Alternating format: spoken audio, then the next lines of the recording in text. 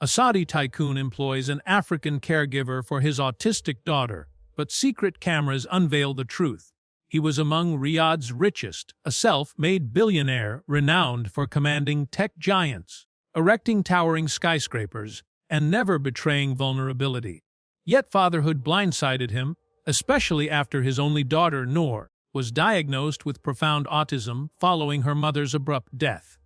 Noor stopped talking, stopped smiling, and no specialist could connect with her until she arrived. A quiet African woman with no formal education or credentials, only a heartfelt endorsement from a rural hospital and a faded photo of a child tucked in her wallet. Hired in a moment of desperation, she sparked an uneasy hope. Noor began to smile, then hum, then utter words no one had taught her. Suspicious and cautious, the executive rigged his sprawling estate with hidden cameras to uncover what was truly happening. What he found would reshape his view of his daughter and bring him to his knees. Hassan al-Rashid had built his fortune brick by brick, starting from a one-bedroom apartment in Jeddah to owning a chain of luxury resorts stretching from Dubai to the Amalfi Coast. People bowed to him. Stock markets moved when he spoke. But inside the vast marble halls of his Riyadh estate, there was one thing he couldn't control: his daughter's silence. Amina was 7 years old and hadn't spoken since her mother died 2 years earlier in a sudden car crash on the desert highway. After the funeral, she simply stopped. She stopped making eye contact. She stopped laughing. She stopped existing in the world everyone else lived in. She would sit in her room for hours, rocking slowly, humming to herself, flinching at every loud noise like it was gunfire. Doctors said autism. Therapists called it regressive behavior due to trauma. Hassan, who could solve million-dollar problems with a single phone call, stood powerless. He had hired the best specialists from Switzerland, flown in therapists from Boston, and even converted an entire wing of his mansion into a sensory-friendly space, complete with light tunnels, water walls, and voice-activated therapy programs. Nothing worked until Zainab arrived. She wasn't part of any agency.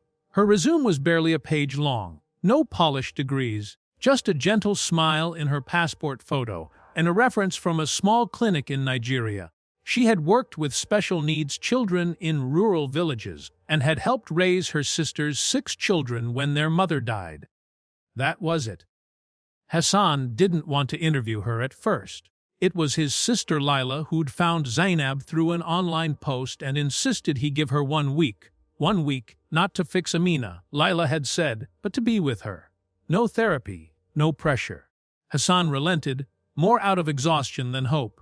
The first time Zainab stepped through the carved wooden doors of the al-Rashid estate, she wore a plain olive-colored headscarf and carried a bag with what looked like toys made of fabric and string. She bowed her head low, her voice soft. "I'm not a miracle, sir. I only try to listen." That sentence stuck with Hassan. Amina didn't respond that first day, nor the second. Zainab didn't push. She would sit nearby, humming old African lullabies under her breath. She'd gently roll a colorful beaded ball toward Amina across the carpet. No response, but she kept doing it. By the 4th day, Hassan noticed something strange. The cameras. He had them installed long before.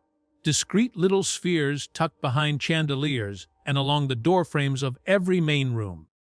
Not because he was paranoid, but because he liked control. He liked knowing who entered, who left, how long they stayed. But that week, something in him made him pull up the live feeds on his phone, and that's when he saw it. Zainab had laid a blanket on the floor. Amina sat at the edge of it, staring at her knees. Zainab placed a mirror in front of the child. Nothing unusual.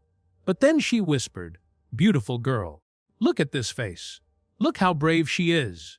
Amina didn't react, but she didn't flinch either. Zainab continued whispering songs, never making direct demands. She mimicked Amina's hand movements with precision, rocking when Amina rocked, humming when she hummed. She was entering her world, not trying to pull her out of it. Hassan watched in silence. That night he didn't sleep. He kept the feed running beside him even as he lay in his king-sized bed under high, thread-count Egyptian cotton sheets. Something about the way Zainab moved was hypnotic, gentle, familiar, like his wife had once been. The next morning, something else happened. Zainab brought a small clay bowl with water. She placed Amina's hand in it. The girl didn't withdraw. Zainab began tapping a rhythm on the bowl's edge and softly said, "Raindrops, Amina." Raindrops speak to the flowers. And for a second barely long enough to measure, Amina smiled. Hassan almost dropped his phone. He replayed it 3 times. She smiled, and that's when something inside Hassan shifted. The control he clung to so tightly began to slip. The next few days passed in a strange quiet rhythm inside the Rashid estate. For once, the silence didn't feel heavy. It felt watchful. Hassan had stopped checking stock indexes every hour. He spent less time on calls with partners in Doha and London. Instead, he watched Amina's room through the hidden cameras like a man watching the edge of a miracle. Zainab's presence had become a constant. She moved through the house with grace, barely leaving a trace, no perfume, no loud shoes, no invasive chatter. Yet, wherever she was, the atmosphere changed, softer, somehow. She never asked questions, never offered suggestions to Hassan. She just focused on Amina. Patient, present, unshakable. Amina, in turn, began inching toward the world, not by leaps, but subtle things. One afternoon, Zainab rolled a small drum toward her. Amina tapped it just once. Another time, Zainab pointed to a flower in the garden outside the window and whispered, "Purple." Amina didn't respond, but the next day she wore a purple ribbon in her hair. It wasn't magic. It was presence. Hassan saw that now, but not everyone did. It was the evening before Hassan's business gala, an annual event where tech executives, royalty, and diplomats paraded through his home dressed in polished smiles and empty conversations. Layla, his sister, had come early to help organize. As she walked through the gallery hall with a clipboard in hand, she paused near the main stairs, spotting Zainab gently guiding Amina to the balcony. "You trust her this much already?" Layla asked, not looking at Hassan. "She's not a risk," Hassan replied. "You don't know that. There are rumors." "What kind of rumors?" "She worked for a family in Nigeria whose child disappeared. No charges, but the child was never found. They said Zainab took care of her." Hassan stiffened. His gaze shifted to the monitor on his phone, showing the live feed of Zainab and Amina now sitting side by side, humming. He hated gossip, hated its poison. But this wasn't just any employee. This was his daughter. Still, he said nothing, just nodded. That night, while the gala sparkled with chandeliers and laughter, Zainab stayed with Amina upstairs. Hassan found himself looking up at the ceiling more than once, wondering what they were doing. He excused himself early from the dinner table and returned to his study where the monitors glowed quietly. On screen, Zainab was drawing something with Amina on a whiteboard, shapes, faces. Amina held the marker with trembling fingers, but she didn't resist. When Zainab placed her hand gently over hers, guiding the stroke, Amina didn't pull away. And then came something Hassan couldn't explain. Amina turned to Zainab, her lips moved. "Ma!" Hassan's heart clenched. He leaned in closer, pressing his fingers against the glass of the monitor. Amina had just called her Ma. Zainab didn't react immediately. She just smiled softly and whispered, "I'm here, little flower." Tears filled Hassan's eyes. It had been almost 2 years since he'd heard his daughter form a word. He stood, heart pounding. Part of him wanted to burst into the room to witness it for himself, but he didn't move. He knew better now. Whatever was happening, it had to happen without him. But the next morning changed everything. As Hassan prepared for a meeting, one of his security staff entered the room, hesitant. "Sir, we were reviewing footage from last week as you requested, and there's something you need to see." They pulled up a clip. It was from 5 days ago, 3:00 a.m., the hallway outside Amina's room. In the dim footage, Zainab could be seen walking barefoot, holding what looked like a cloth in her hand. She moved to the garden. A few minutes later, she returned and looked directly at the hidden camera. Not by accident. It was a cold, still stare. Then she raised the cloth, and for a flash it looked red. Hassan's breath caught in his throat. Was it blood? We're not sure, sir. Could have been paint or something else, but we thought you should see it. Hassan dismissed the man with a wave but didn't sit back down. His pulse was a storm. What was Zainab doing outside in the middle of the night? Why stare at the camera like that? And what was that cloth? Doubt had entered the house, and it wouldn't be leaving quietly. Hassan barely slept that night. His thoughts spun like a broken carousel. One moment he remembered the softness in Zainab's voice, the way Amina had said, "Ma," for the first time in 2 years. The next, he saw her staring into the hidden camera in the middle of the night, holding something red and walking barefoot in his private garden. It didn't add up. He sat in the darkness of his study, screens glowing in front of him, like the control panel of a spaceship. One displayed the live camera feed from Amina's room, now empty and lit with the soft blue glow of a nightlight. The others showed footage from earlier days, all bookmarked by the security team. Every time Zainab lingered alone in a hallway, every time she stepped into the garden after midnight, every time she paused near a camera. Was she taunting him, or was he starting to lose grip on his own mind? By 7 a.m., he made a decision. Call her in. He told the head of staff. I want to speak with her alone. Zainab entered the study with her hands folded neatly in front of her. Her headscarf was cream, colored today, matching the warm tone of her long dress. There was no fear in her expression, just calmness and something else, something unreadable. You wanted to speak with me, sir. Hassan didn't rise from his chair. He didn't offer her a seat. I've been watching the cameras, he said. I know, she replied softly. That shook him. He narrowed his eyes. So, you're aware that you've been recorded all this time? She nodded once. Of course. And yet you look straight into them as if you have something to hide. Zainab didn't blink. Or maybe I wanted you to see. To see what? She took a step forward. That I have nothing to hide. Hassan stood now, his voice hardening. Then what were you doing in the garden at 300 a.m., holding what looked like a blood-stained cloth? She let out a breath, almost like a laugh, but not quite. Then she reached into her bag, pulled out the very cloth in question, and laid it gently on the desk. It was a child's scarf, red, yes, but embroidered with sunflowers, small, frayed at the edges. I found it in the bushes by the fountain, she said. Amina must have thrown it out the window. She cried for it the next morning, but didn't have the words to explain. So, I brought it back before dawn, and I looked into the camera because I knew you were watching. I hoped you'd see what care actually looks like. Hassan stared at the scarf, feeling the heat of shame crawl up the back of his neck. But it wasn't over. You worked for a family in Nigeria, he said slowly. One of the children went missing, and your name was in the investigation. Zainab's lips tightened just for a second. Yes, she said. Eve. She was 6. She had epilepsy and ran into the woods after a seizure.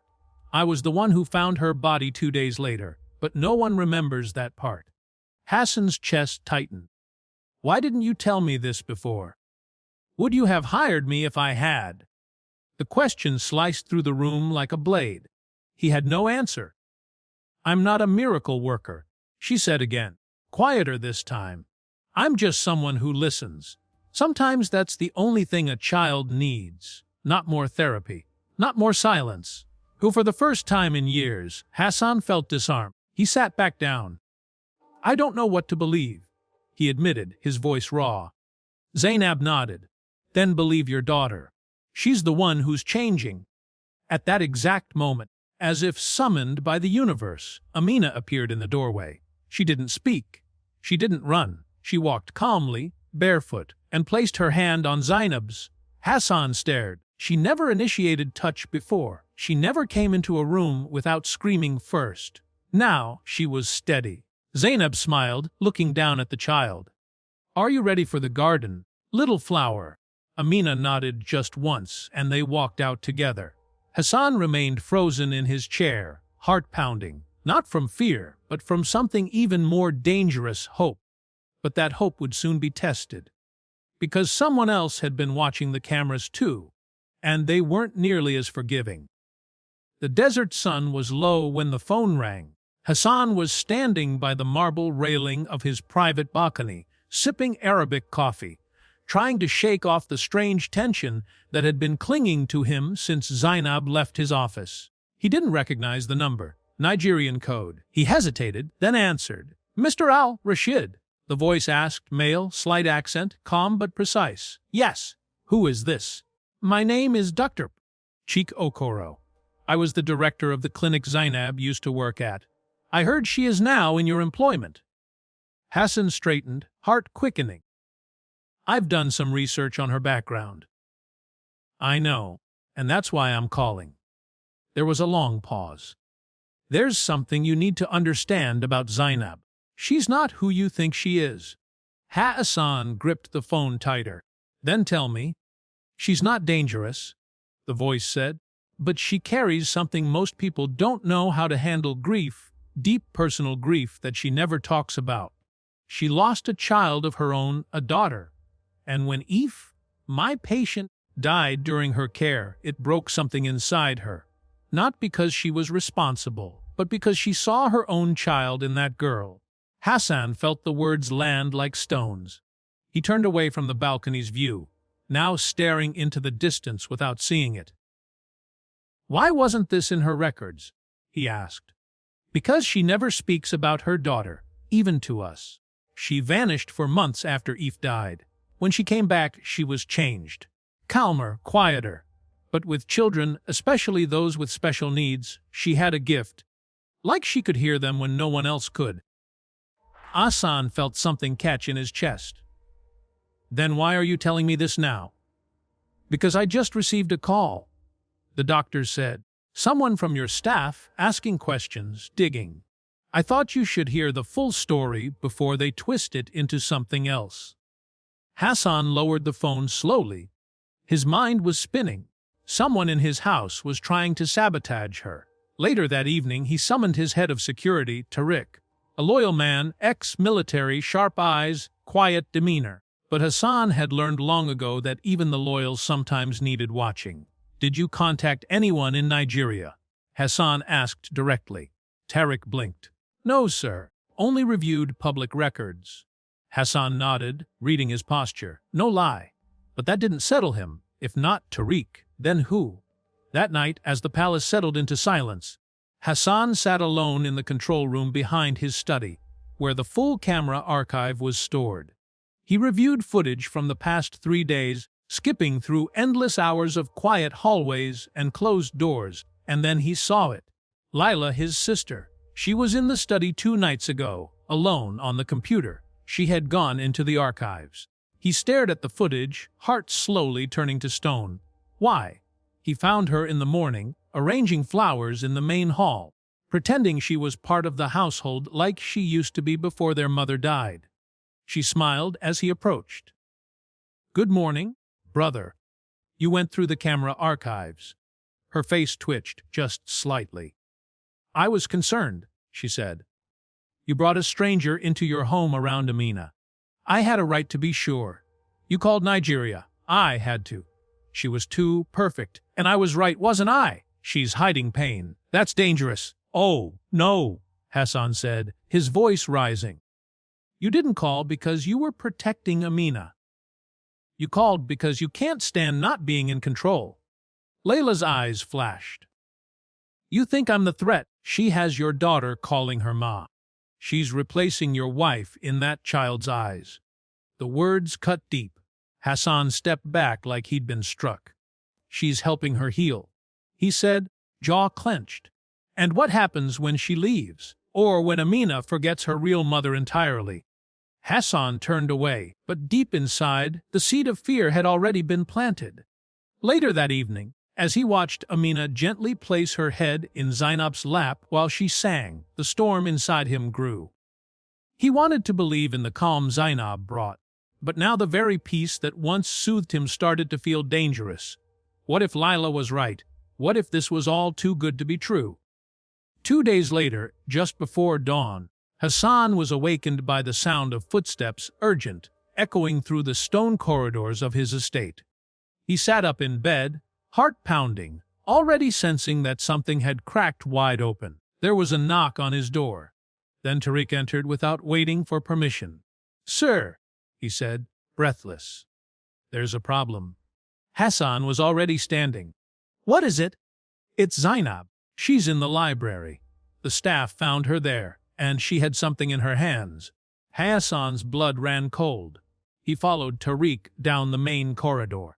The house was still dark, except for the warm glow coming from the library's floor lamps.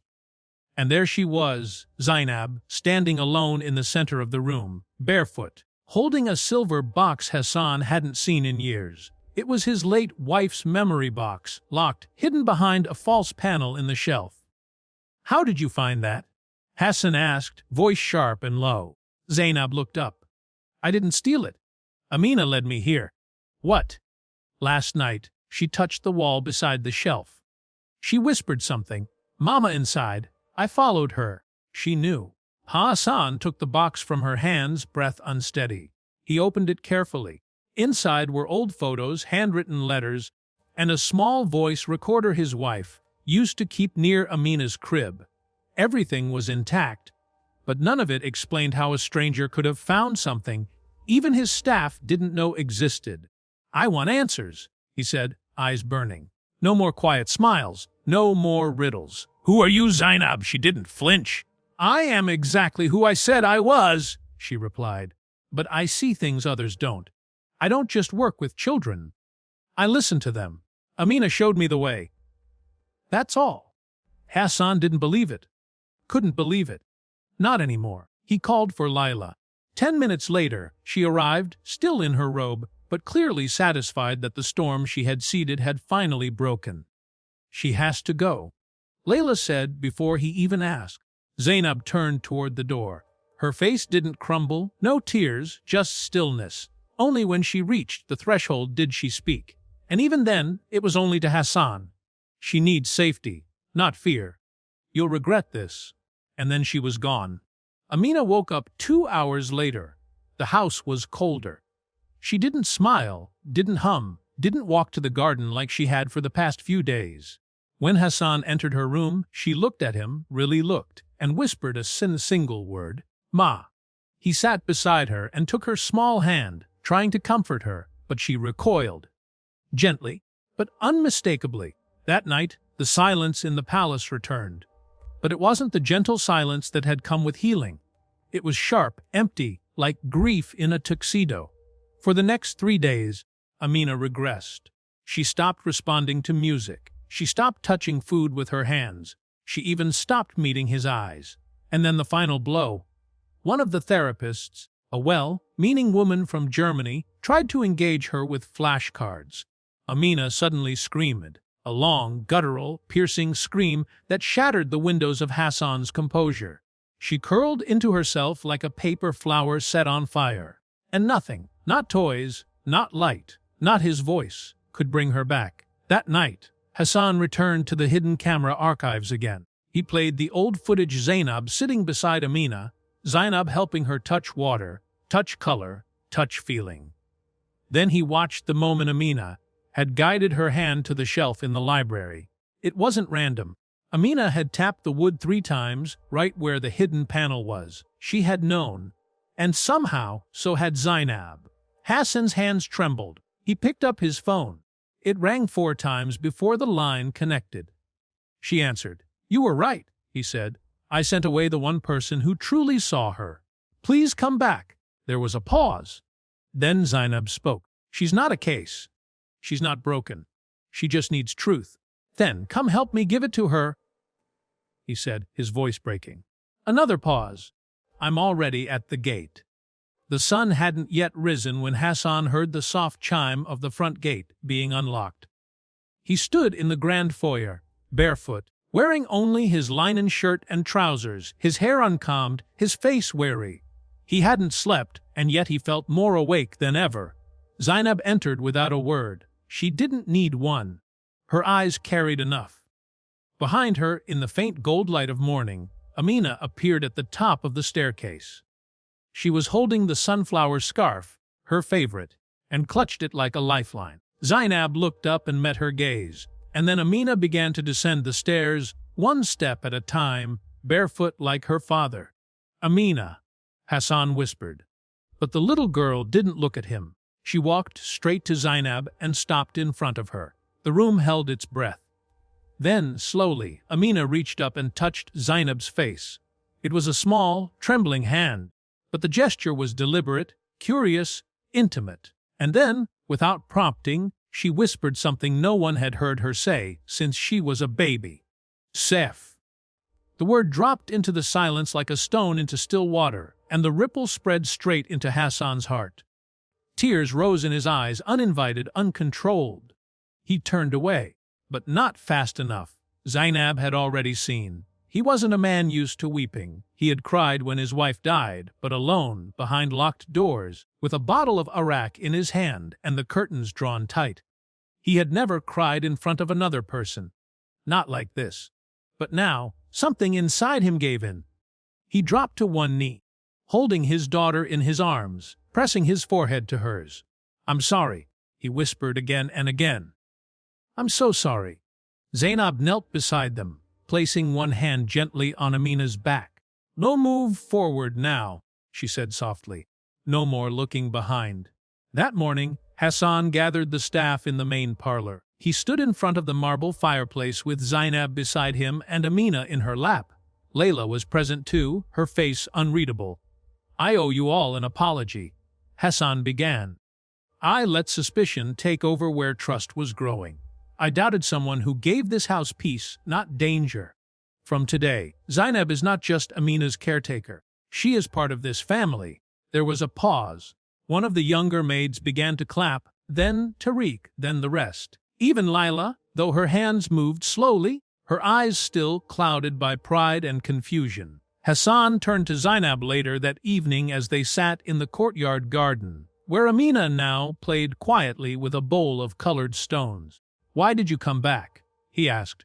"I never left," she replied, smiling gently.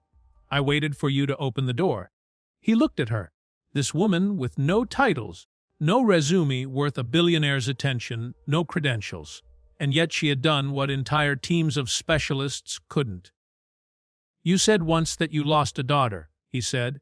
Zainab nodded. Her name was Aif. She was 9. Fever took her before the clinic could do anything. I couldn't save her. But I see pieces of her in every child who needs to be heard. Hassan said nothing for a while. He simply watched his daughter stack the stones in the sunlight, humming to herself, a melody that had no words but filled the air with something pure. It wasn't just progress, it was transformation. That night before bed, Amina did something she had never done in 2 years. She walked into Hassan's room, pulled on his sleeve, and raised her arms. He lifted her in silence, holding her to his chest, heart pounding. As he tucked her in, Zainab stood by the doorway. "This isn't the end," she said. "She'll have hard days again. But now she knows she's not alone." Hassan gave a nod, then did something he never imagined he'd do again.